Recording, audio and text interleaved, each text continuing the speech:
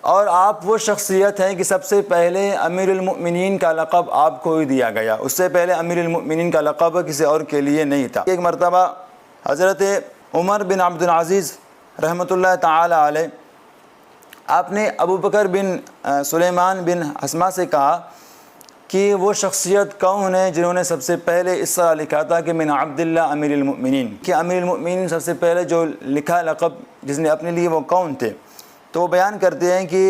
لبیدہ بنت ربیعہ اور عدی بن حاتم یہ ایک مرتبہ مدینہ پاک آئے، اور مدینہ پاک آنے کے بعد مسجد میں آئے اور حضرت عمر بن عاص کو وہاں پایا مسجد میں۔ انہوں نے ان سے کہا ابن عاص کہ آپ امیر المؤمنین سے ہمارے لیے اجازت طلب کریں، ہمیں ان سے ملنا ہے۔